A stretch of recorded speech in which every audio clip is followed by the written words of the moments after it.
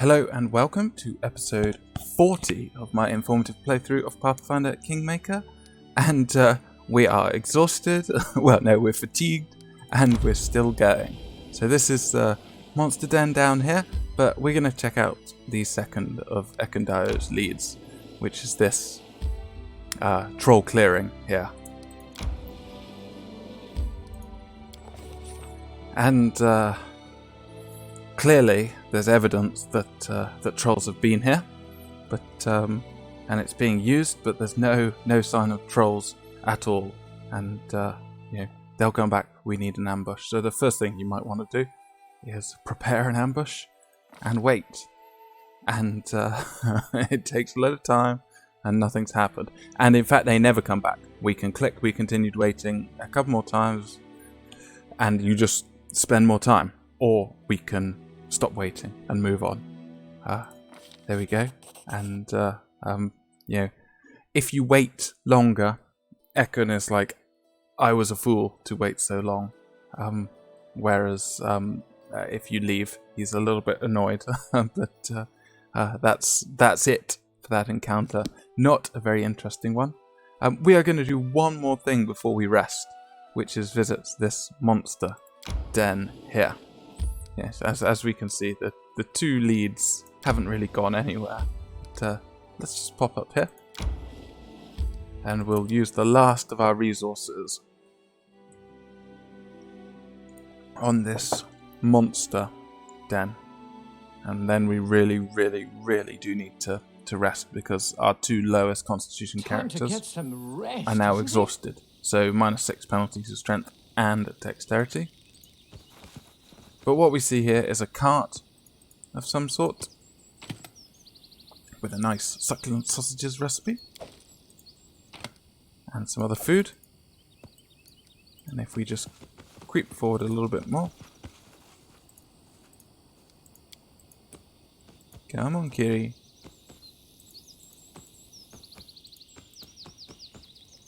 You can see a body and this Ancient Wyvern.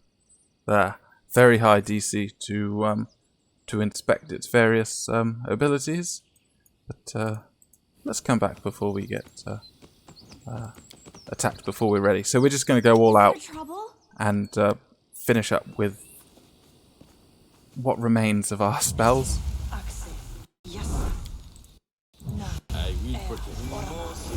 wrote it like I saw it. Not much. The end draws near.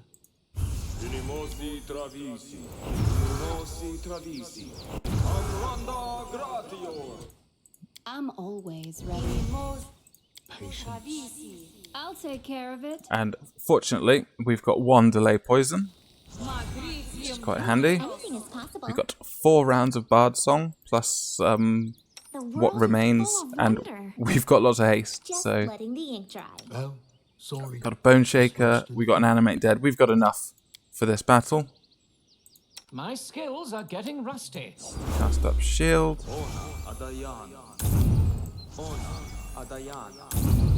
We've got another Cat's Grace. Just check. Kitty, did I remember to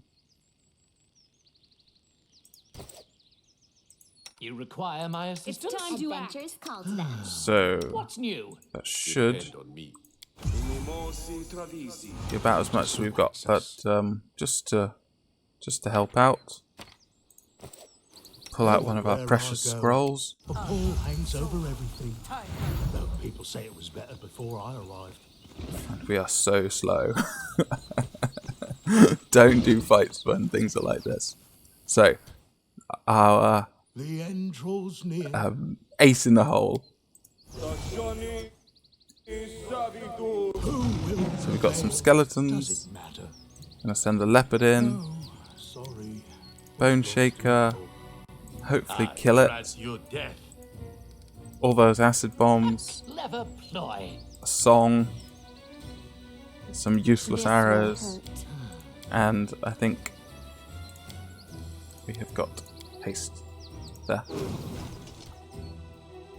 Stay back, Kitty, until we've cast this. There we go.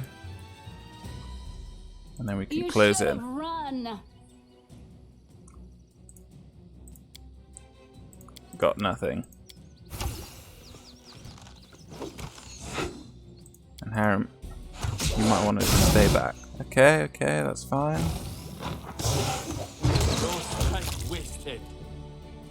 There we go. Easy. This is a critical hit here. For 37 with 14 on top from the second shot of many shot. Yeah, easy. And that's that for the Ancient Wyvern. We haven't learned anything new about it, so we're gonna try What troubles you? and skin it, because Wyvern pelts are quite valuable, and that's a fail on a roll of a 3. Well, it's DC 28, that's pretty tough. Anyway, we'll take the meat, which is valuable. We get this nice longbow, which is this lucky longbow. I'll just bring this up here. So critical multiplier of the weapon is times 4 instead of times 3. I mean, that means that if you crit with one of these, I mean, you're doing ridiculous amounts of damage.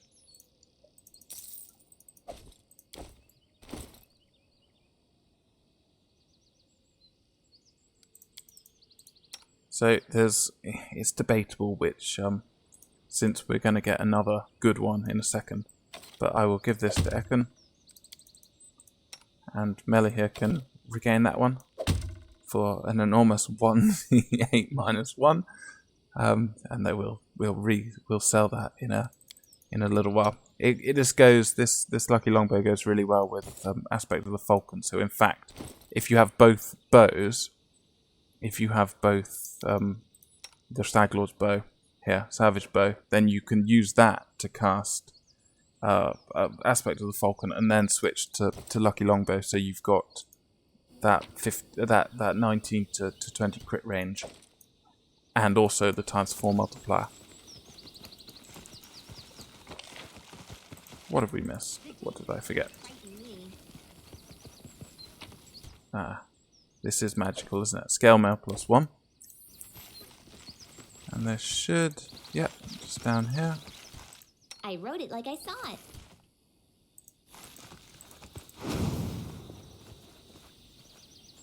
Thank you, Harem. Token of the Dryad. And I think that's everything for this site. And we really have pushed ourselves to the... Oh, there's sweet syrup too. Give us some sweet syrup, Harem. After you go round the tree. There we go. This is nice. I'll share my path. Exhausted. And obviously we can't assault this Dwarf Fortress like this, so we are definitely going to have to rest up. And what I'm hoping is we can do the whole thing. The whole fortress, all 3 Resting levels. would be nice, don't you think? On one rest. Now that might be a bit ambitious, but we will see. So here we go. Let's put Ekon in there.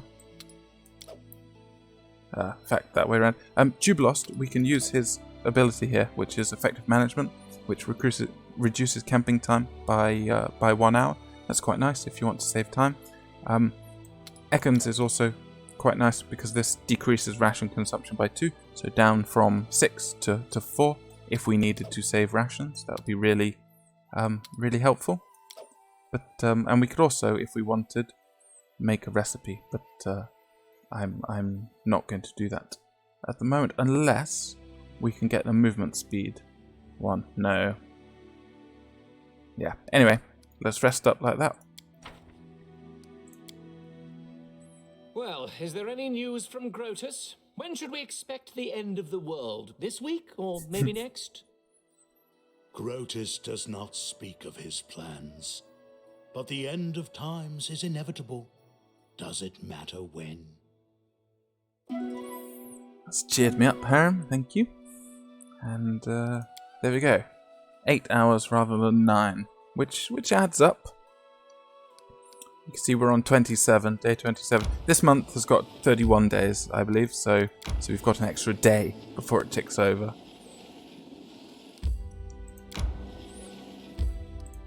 And here we go, Troll Wilderness. Ruins of an ancient dwarf fortress built near a similarly ancient trade route.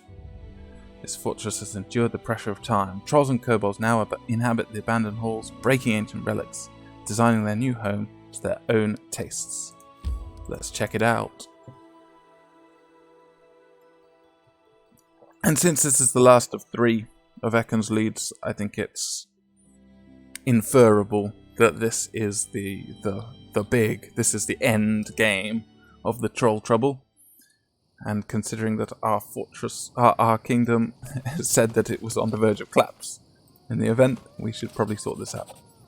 Anyway, if you remember when we met Jubilost, he was looking for this dwarf fortress, and he is very pleased, and he pays us 1,800 gold, which is like, 20-something build points. So thanks, buddy. So he even qualified to reward you your help in hard coin. It's a lot of money for being a guide. Now all I have to do is finish my article for the Independence about the state of affairs in your barony. I'll be honest with you, unfortunately I can't write anything too good.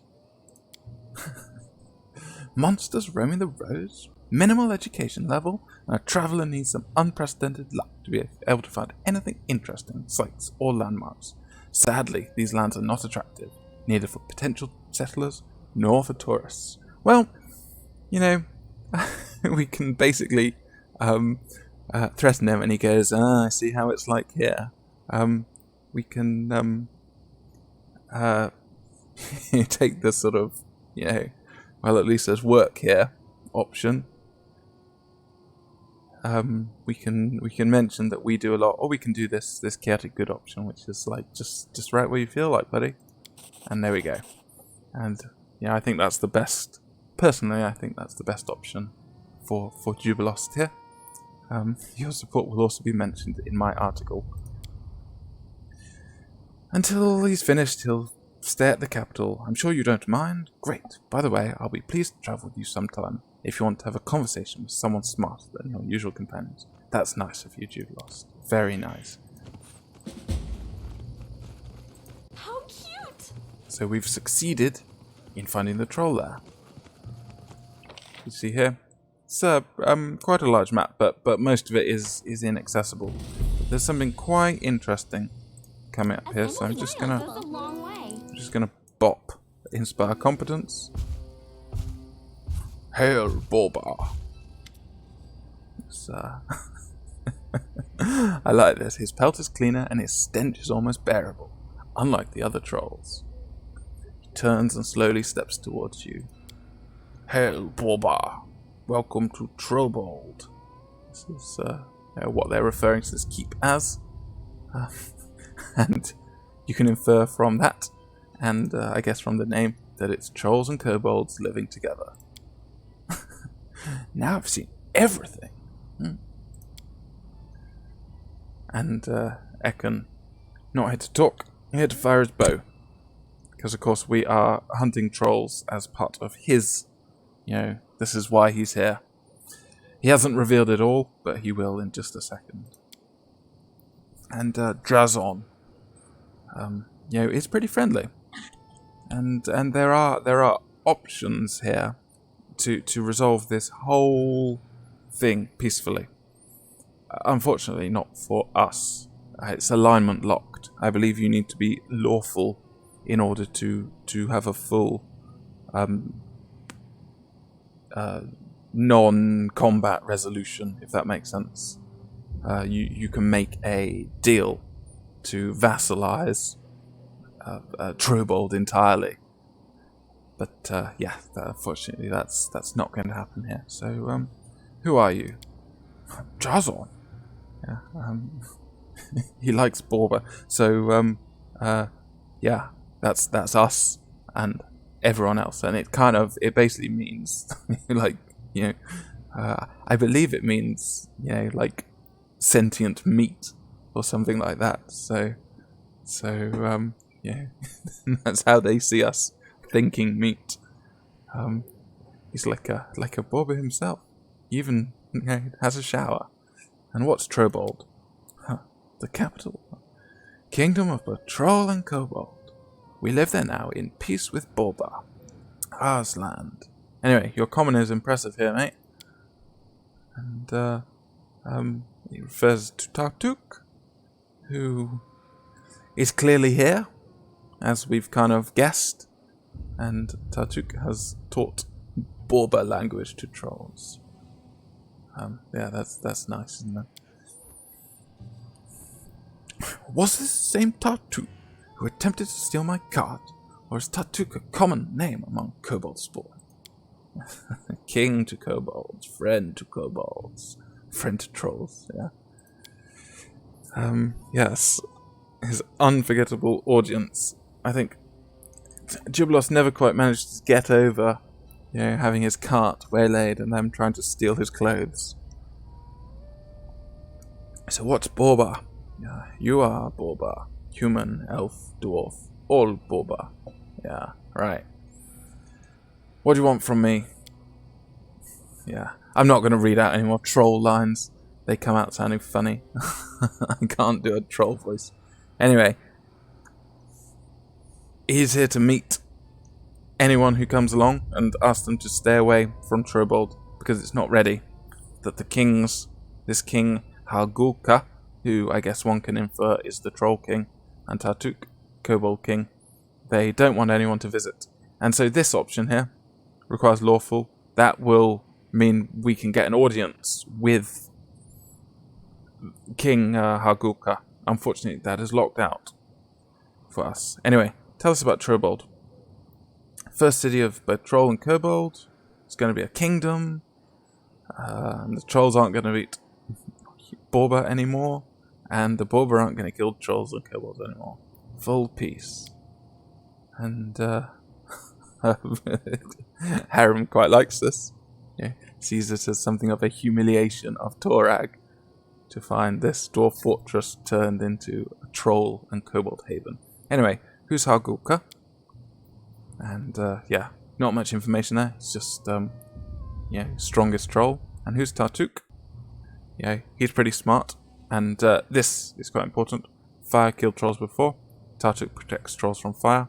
So now trolls forever love Tartuk and his kobolds. So Tartuk here is responsible for the brand for the fire resistance on the trolls. So how does he protect them? Yes. So iron, red, and hot. Heat. Trolls scream and scream and scream, and then fire no danger no more. Cool.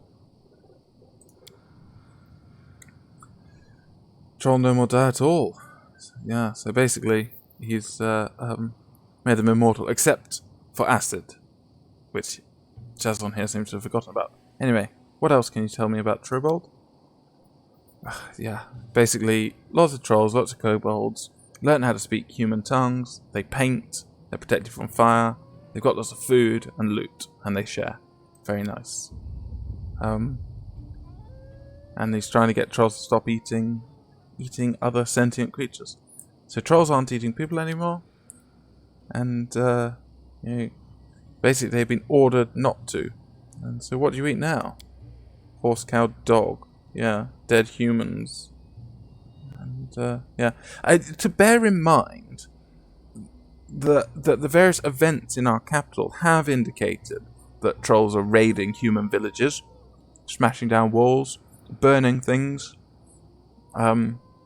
stealing cattle, and from some, I believe, they're taking away people as well. So there is more to this story than this, but you might expect that if you were trying to corral a load of trolls to be a little bit more, a little bit less wild. Yes. Anyway, so you still eat human flesh, but only dead people. That's not very nice, is it? Yeah. And we can irritate him if we ask, "Are you sure you won't change your mind as soon as you run out of people in your larder? You might get hungry again." And he gets angry. because the king has said. Yeah. So it's quite a tragic story, really, because we are locked out of any sort of really positive resolution here by our alignment. Anyway, let's irritate him a bit more. Alright, you don't eat people, but how can you be so sure about the rest of your kin? Since we have had reports of this, and yeah, he gets really angry. Now, we could theoretically fail this, in which case I believe it's combat, but let's go. There we go. That's a nice. And the reason we don't want to to fight him now, because we can, he's not particularly difficult by himself, but later on, we get the option to, if we don't fight him now, we get a harder battle later on, I'll say, which we definitely want, because why make it easy? Anyway, enough about food, and enough about Trobold. So, yeah, this would get us an audience. This would be killing him, and we're just going to say, we just want to look around, we're not here to fight. And Ekon gets really angry, but fortunately, he doesn't get really angry. So we're okay. We're square with a Kondayo, even though we have this letting him go. There we go. And he gives us this warning. Yeah, basically, don't go into Trobold. And he sighs. Off you go. Unfortunately, we don't have much option. Lindsay was called forth. Both in game terms, we need to do this if we don't have a lawful alignment, but also in the sense that we need to sort out this problem with these troll raids, because our whole kingdom will collapse if we don't. Now we've got a battle up here. It's always a battle. Grotus awaits us. And we're just going to cast up our long-term buffs.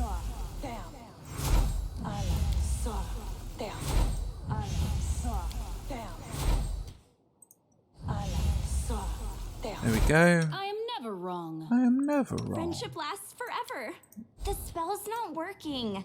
That's mean.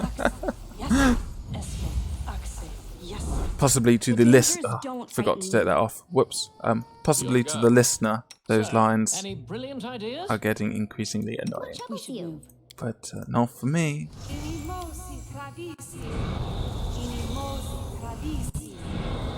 So we've got AC 36 and 33. It's not great, but it'll do for this. Come on, doggo.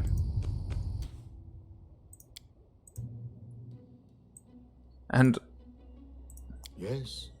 I'm probably going to give Harem a crossbow. Sounds absolutely stupid since he can't hit the side of a barn, but it's easier than micromanaging him in this situation. So I'm going to get rid of him. Bye, buddy. Repent. Because the alchemist here does mutagen first, so we've got some time. But the boomsayer is just oh dear. No, he's dead. Okay. Then the alchemist, and then these snipers, which we might just close in on now. Actually, okay, let's micromanaging. And that's an issue there. Because I don't want to get burning arcs here. Or what's that? Ah, made reflex save. That's fine. Primitives.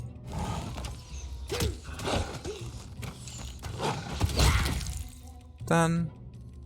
Strike. Oops, sorry. Skip that. So, two ready to pause. Anyway, Ekon interrupts, and he can tell Kargad who he's hunting is here. You can smell him. Anyway, need to be prepared, and he gives us some hints here. What do you want to tell me?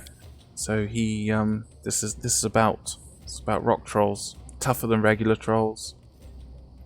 Punch through a wall, crushed buildings with his fists. He can be very fast, and they're not as vulnerable to to fire an acid as regular trolls. And he was smacked through the air when the troll attacked. Anyway, how do you know his name? Because he shouted it. And it was Kargad who killed your family? Well, let's ask for the details now, rather than later. So, yeah. Kargad bit off his wife's head, which is not very nice, and squished his daughter. So, yeah. There's two sides to the troll world story.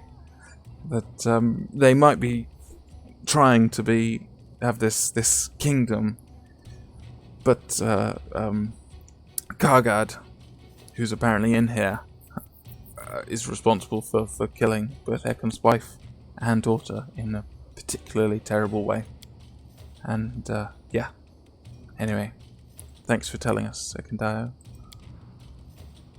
Harem, shut up. God, he is such an ass sometimes. Yeah. This is a bad line. I don't like this. Anyway, so why did the troll leave you alive? And again, this is a bit of key information about Kargad. That rock trolls turn to rock when they're hit by the sun, just like in Tolkien, if I remember that rightly. And so what do we know about this Kargad? He's big, fire and acid are not deadly, he's weak to sunlight, and that's it. Anyway, thanks. So,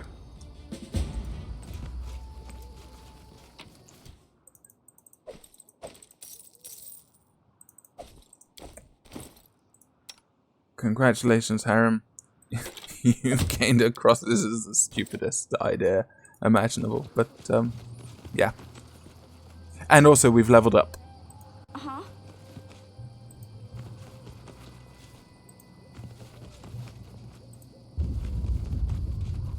See what we've got here.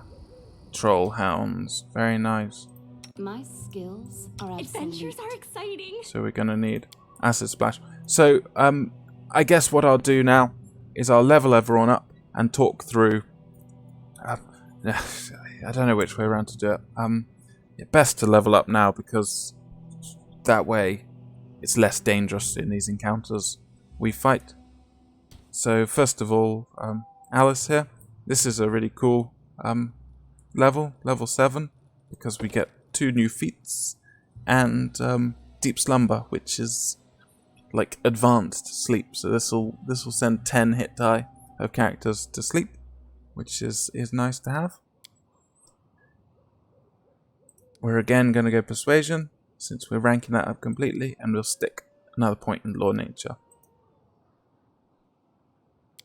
As for feats, you'll notice that we've got both our enchantment spell focuses, we've got spell penetration, both of now. So really, we're free to go in any direction we want.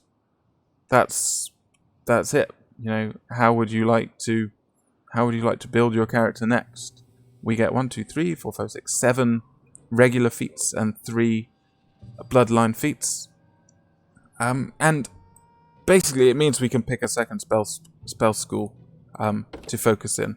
And I've kind of decided that I want to go second spell school transmutation, and that's because we have quite a lot of transmutation spells. It's even though it's Octavia's specialism as well, we need a second source of spells that mean we can at least do something against enemies that are not affected by mind affecting spells. Because the issue when you go all out in enchantment is, you know, it's strong against certain enemies, and it's absolutely useless against other ones because they're immune to mind affecting spells.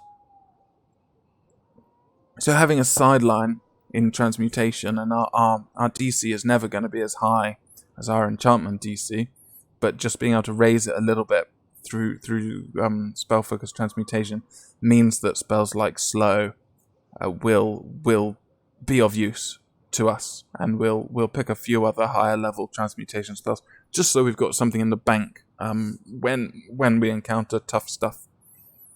Anyway, we also get these bloodline feats, and each sorcerer bloodline has certain feats that are they can pick for these 3 bloodline feat selection points. Now the first one is a sort of bonus feat you can pick. It seems you could pick anything with this level 1. This is a level 1 bonus feat, whereas the other 3 are bloodline feats, and they are limited by your bloodline. So this is our selection, and if you know anything about feats, these are not the most exciting stuff. +1 to AC, point blank shot. We don't need these, and so I've kind of decided that the most useful one is improved initiative, because a +4 bonus to initiative checks will just speed up very slightly how fast we can get the first spell off in combat, which is really handy, especially if you're trying to crowd control enemies before they attack you. So I think that's actually a really worthwhile feat to take, and we might as well take it here, because we don't have enough levels to make Quicken Spell worth it yet. Skill Focus, this is nice, but you kind of feel like you're wasting it a little bit. Likewise, Lightning Reflexes is nice. The other 2 we don't really need. Anyway, we get quite a few spells as well. Level 1, 2, and 3 spell. And I think this is going to be our last level 1 spell, if I remember my planning right. And there's some spells it would be really nice to have. But there's one which I'm particularly fond of, which is this one, Expeditious Retreat. Now, it's sort of junior haste, if that makes sense. It increases your move speed, but doesn't give you any of the other benefits of haste. It's personal only, so the options are cast it yourself or have Jubilost cast it on you via an infusion. And it's just very nice to have faster move speed, because it lasts a minute a level rather than around a level. So at our level 7 now, that's 7 minutes of being able to move faster. And basically, should something go wrong in combat, it means you can get your spellcaster out of danger.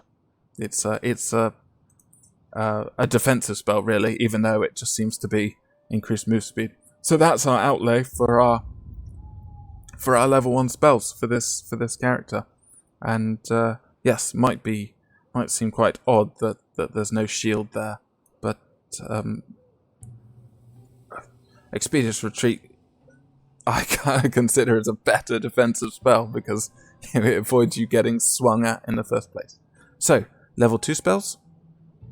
Yeah, you can see we've got we're going to get quite a few more level 2 spells, and this is kind of a difficult level, because I've kind of taken the crucial ones, but obviously we're going to want Mirror Image at some point, because Mirror Image is, the most effective defensive spell, because it's the only one that stops you getting hit if they overcome everything else. It's sort of last line. It synergizes really well with high AC, which we can't get on this character without putting in a lot of work and changing things around. But basically, if someone swings at you, there's a chance that they're going to hit one of your mirror images, meaning you've got enough time to run away, basically, or teleport away, or go invisible, or whatever you'd like to do. Because of course, at level 9, we get Fleeting Glance here, which is a sort of an at-will invisibility for however many rounds of sorcerer you have. It's really cool, because this is and it functions as greater invisibility, so you can hopefully use that to escape in combination with everything else. And finally, a third level spell, and third level spells are where things really start getting cool, as I've mentioned before. We've got Deep Slumber now, which is our low level crowd control. And there's lots and lots of great spells here. But since we've gone into transmutation, I'm going to pick slow. Now, the other option really for crowd control is Stinking Cloud, and I'm not going to pick Stinking Cloud because it makes things too easy. Maybe that it's just too much of a temptation to use. You can Stinking Cloud everything, once you get level 3 spells, or almost everything that isn't a construct or something, and or I guess undead, and it just if you combine that with delay poison communal, and you've got just one of the best crowd control spells in the game for certainly for the mid game, and we could take that and we could trivialize so much stuff. It feels rude. I'm going to pick slow, which is an almost equally impressive crowd control spell, and it's party friendly, so it doesn't affect our party. So you don't need any protective spell like delay poison communal, and it counters slow. Sorry, it counters haste, which is nice, but also causes enemies to be staggered, and staggered enemies really can't attack very much in a round at all. And they also get all sorts of penalties to attack rolls and AC. Really powerful spell, slow. Okay, so that's it. Talked quite a lot about just one character. So, of course, Melly doesn't level up here because she's delayed. I'll take care of it. But it's not going to be long until we can do this. So Lindsay, Letting the ink dry. level 7 Bard, we get a new Inspire Competence. So our Inspire Competence has gone up slightly. More competent. And we also get Bardic Performance as a move action. This is moderately more useful in turn-based. However, you can see this work as a move action in real time with pause, and the problem is you don't get as much visual feedback as perhaps you should, because you don't get that timer counting down for some reason. But you've just got to remember that once the move action has triggered, you can then take a regular action directly afterwards with as if the counter is on 0-0. It's a bit fiddly, I'd say. And we've got a feat as well. So just going to take our regular outlay of stats here. Except I might... No, we don't need it. Right, maybe next level. Just so we had an extra perceptioneer. And we've now got precise shot and point blank shot, so Lindsay can actually fire into combat without too much issue, and she is a 3/4 Bab class, so she is actually quite capable of hitting things. And so I kind of debated what to take, and I have kind of agreed she's being the support archer, and we're going to take weapon focus light crossbow, even though light crossbows have a lower base damage than heavy crossbows. And there are two reasons for this. One, I kind of think it's mean to make Lindsay lug an enormous crossbow around, and it's harder to keep her in light encumbrance. And plus, yeah, would you make a halfling carry an enormous crossbow around? And secondly, there are some pretty cool light crossbows, including crossbows that do like extra elemental damage, one of which is not too far away. And next level 8, we're going to get Dirge of Doom, which is going to be this is the big stuff, right? We're finally getting the most out of our bard. Spells, again, we get some quite nice spells. I'm likewise going to take Expeditious Retreat on Lindsay, because she moves so slowly. It's nice to be able to have that. So level 3 spells. Level 3, we get 2 spells here, and we really have only one choice, and this is because Alice has haste as a sorceress, and because Jubilos can learn haste, and a lot of the time he's going to be in our party. I don't at this moment think we need more haste. What we're going to take is Good Hope, and Good Hope is basically AoE heroism with a shorter duration. Now, heroism still retains its usefulness because of its long duration, and because it's a lower level, and because we got it much earlier, and heroism has meant that a lot of our battles have been much easier up to this point. But Good Hope is a fantastic buffing spell there. And secondly, since I haven't put her into enchantment, we can actually get a lot of value out of confusion if we had gone into enchantment. Likewise with Crushing Despair, if you feel like aiming cones, which is always a little bit tricky, more so in real time with pause, but not impossible if you send someone around the side. We're going to take displacement, and it's this is a very powerful defensive spell. It only lasts 1 round a level, but it gives full concealment, total concealment, which is a 50% miss chance. So if you imagine you've got somebody like Octavia or the Leopard who's got very high AC, and then on top of that they have this 50% miss chance, so an enemy might be only hitting on a crit. So a 1 in 20 chance displacement on them, and that's a 1 in 40 chance, because half of those swings are going to miss straight out, and the displacement and blur are calculated first, so you see whether you miss due to the displacement or blur first, and then you see whether you hit with the AC. What else? Yes, displacement doesn't stack with blur, so it's one or the other. But yeah, very very powerful spell. And even though we can get greater invisibility as well, because it's a very short duration, I like to have it at both levels, because 1, it means we get it earlier, and 2, it means we get more casts on Lindsay. Okay.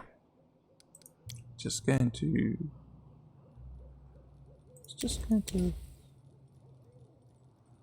doesn't yes, right, sorry, that was me fiddling around with displacement. Okay, so there we go. That's Lindsay. Let's move on to the next one. So Harem. Okay, so again, level 7. This means more spells. This means yeah, so an extra 4th level spell. Or are we getting, yeah, anyway, we'll see. Same as usual. And for the ability, for the feat, we've got both our feats in necromancy, but we need to take a moment out basically, because with my regular party, if I've got Octavia and no one else, and Octavia and no Amira, we need somebody who can help generate outflank, which is going to get these extra to hit, this extra +2 to hit on top of regular flanking, and that person has to be Harem. If we've got no Amiri, there's no other way around it. And also, it will mean that when he pokes away with his spear or tries to hit people with his mace, as will soon be the case, that that will happen slightly more often, which is good. So yeah, sorry, we do get spells, level 4 spells. Loads of really good spells. Things like Divine Power, because it's a luck bonus. Things like Inflict Critical Wounds, because 4d8 plus level as a touch attack. It doesn't matter that his Bab is rubbish. It doesn't matter that his attack bonus as a whole is rubbish, because when you're hitting against touch armor, touch AC, you can really do a lot of damage. These protect from energy spells. This is not an upgrade to resist energy, but a sort of sideways step with its own benefits, because this is complete negation, but you only get a certain number of points negated. So really, they don't stack. One works before the other. So protect from energy is used up first, and then you're back onto your resist energy. It's good to have both of them. Death Ward, incredibly important spell. This is one of your main hard counters in the game. Likewise, Freedom of Movement. This is another main hard counter. We can use this for some semi-cheese, because of course we can cast web, and then we can send somebody with freedom of movement on to just fight things in the web. That's very nice. There's some summon spells. Dismissal. Don't sleep on this spell. It's an abjuration spell, but you can send things back to their planes. It's an insta-kill spell, but it only works against certain enemies. If you would like to insta-kill some elementals, you can play around with dismissal. Poison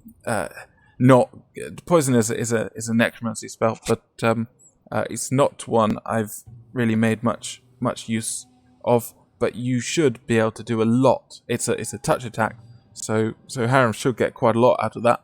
But it's an every round spell, and it's only a little bit of constitution each round. So you've got to be able to hang around. It's a bit like acid arrow, isn't it? Like in theory, it can be really powerful, but it requires hanging around and waiting for effects to happen. And the other one, Crusader's Edge. Yes.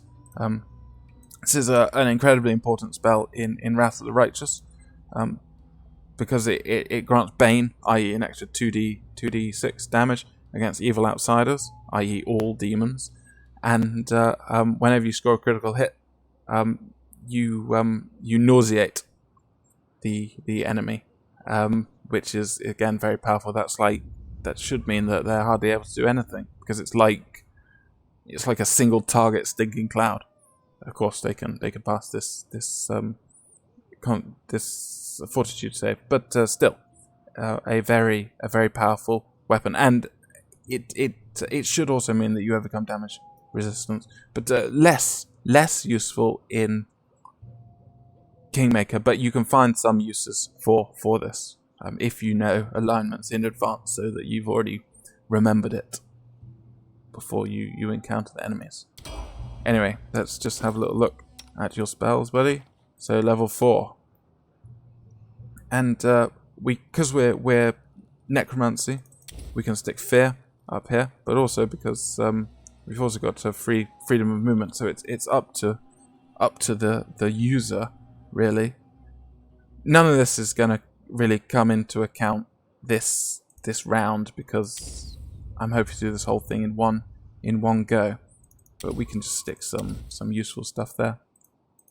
In level 1, we can ditch these blesses, and although probably should have hung on to them, we'll use scrolls, and we can take a couple of divine favors and another shield of faith there,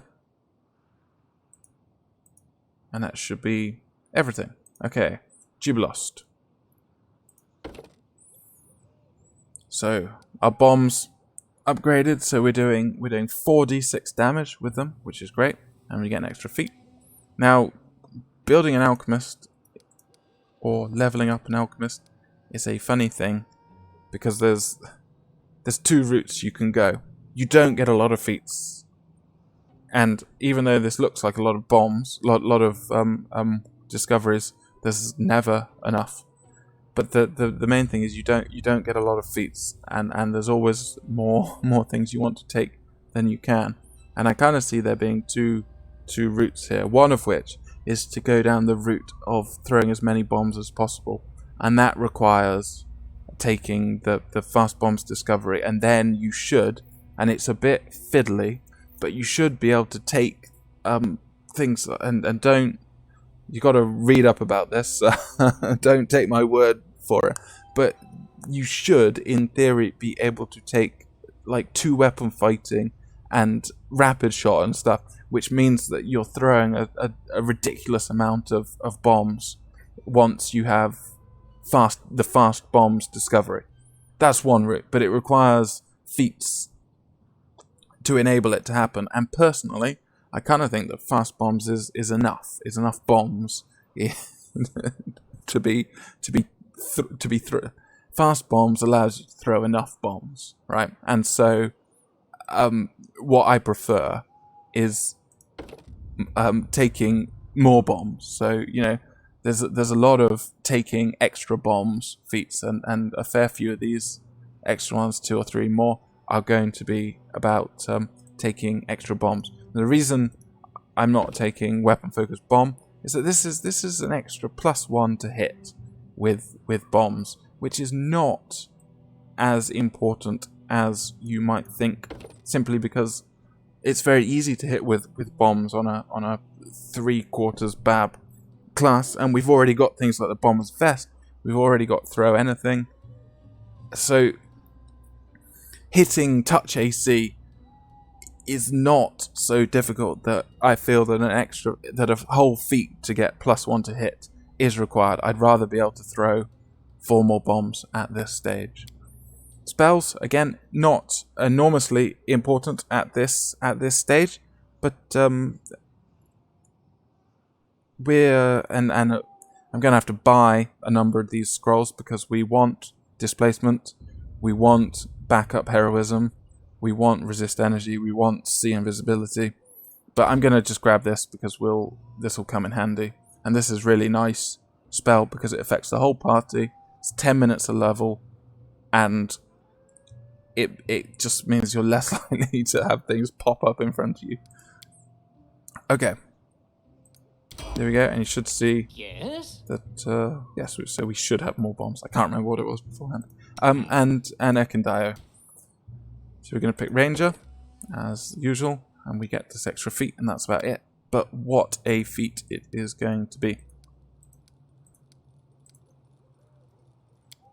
So, clustered shots. So if we pair this with having picked up many shots, so clustered shots, and this is almost the earliest we can take it, I believe, or it is the earliest because it requires BAB 6, but and point blank and precise, but it means that damage resistance isn't applied to each shot.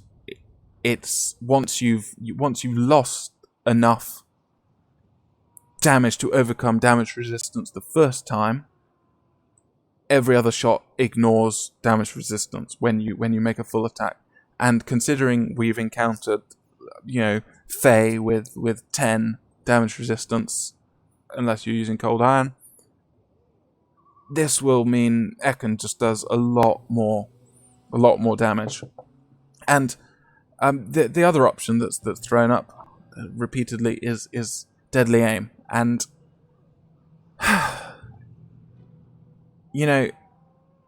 my opinion is that these things like Power Attack and Deadly Aim, they mean you do more damage to the things you were already finding easy, and they make it much harder to hit the things that you were going to find difficult to start with.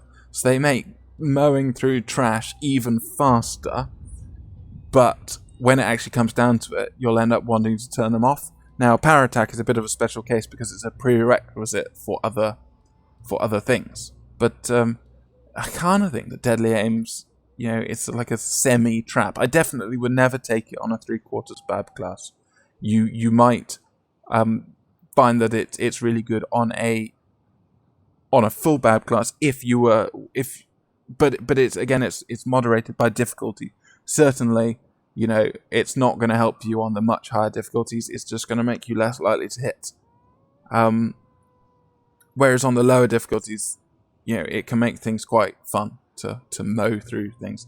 I guess challenging is a tricky middle ground, but I'm not going to be taking it just because I'd rather hit than win harder by doing more damage. Likewise for Hammer the Gap, I can see the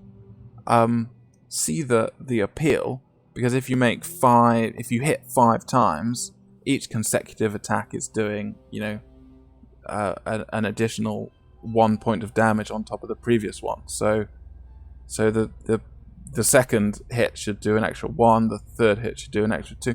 But those iterative attacks are at a lower attack bonus, and so you might find that the extra damage you're doing is lower than in theory. And certainly I would never take this on a melee character, whereas on a ranged character where you are getting off more full attacks, you might get some value out of this. But again, it kind of feels like the sort of win harder option Whereas you know, I'm always there for cluster shots and for things that make hitting things easier. Anyway, that's a discussion of those three. There's other options as well. There's so many of them, but that's what I'd go for Ekin here. And we also get now this is a little bit complicated because we get these extra spells, level 2 spells. However, if we look, no spell slots. And this is because if we had a higher wisdom, we would get like a bonus spell slot at level 2, meaning we could then put these in. However, Ekin's only got 13 wisdom, which is pretty low, and so he doesn't actually get a slot for these. If we stick a circlet on him, a wisdom circlet, then we'd be able to cast a spell here. But for now, that's a no.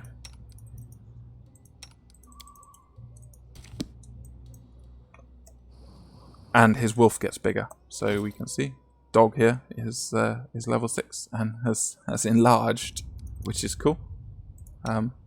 Yeah, so congrats dog. It's AB of 12. It's very nice. The world is full of wonder. So we're just going My to skills are getting rusty. see about. Patience.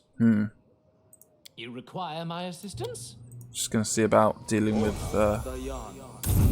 these here.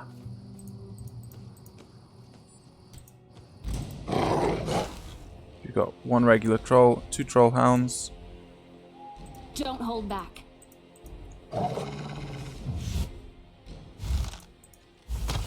Don't want to get caught flat-footed.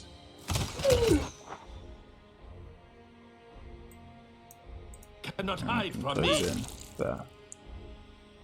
Become This as will dust. hurt. So they're both down, and what we really want is some You acid to offended finish them off. Your time is over. Exposed. So it's 60. That's a ridiculous amount of damage. That's Ekin hitting with the lucky longbow for times 4, 60 piercing damage. Oh, you might also notice that Lindsay is doing sneak attack damage. That is because she's wearing the necklace of double crosses, which is bugged, right? So we can see here in the description it says their melee attacks against flat-footed opponents deal 2d6 sneak attack damage. That is not the case. The description is bugged. It's any attacks, and so let's see about we don't. The attacks aren't doing anything. it's just the acid. Right. See if you can hit this time, Alice. No. Right. Just come over here, and we'll leave you to it. You rascal.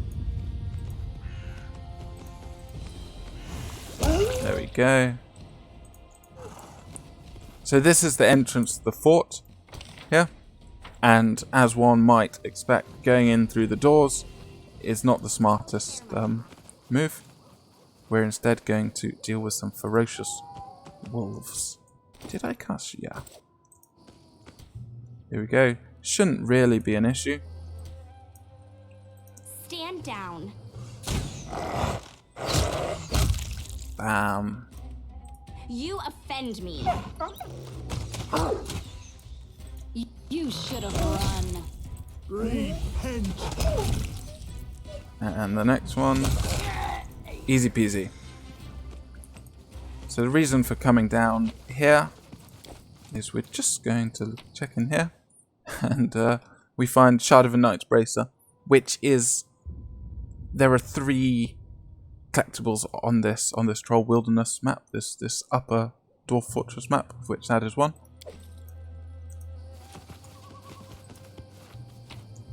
Just going to skin some wolves. There we go. Oh, so, and this kobold had old dwarven chest key on it, which we wanted to get. I don't know why, but yeah.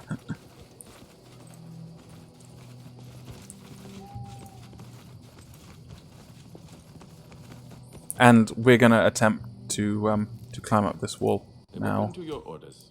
Anything is possible. I'm going to use this. Completed. Success. And I think I've actually, this video has gone on a very long time. I haven't been keeping track of the time. And even though we sent this kobold off in a random direction, back at the kobold camp, they appear to have found their way here. And greetings. Eatings. Yeah, don't know what that means. Yeah, Barga no speak like Borba yet. Anyway.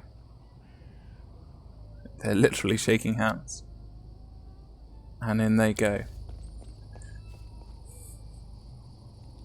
So I'm going to call the video quits here, and we'll deal with the rest of this map in the next one. Right. See you then.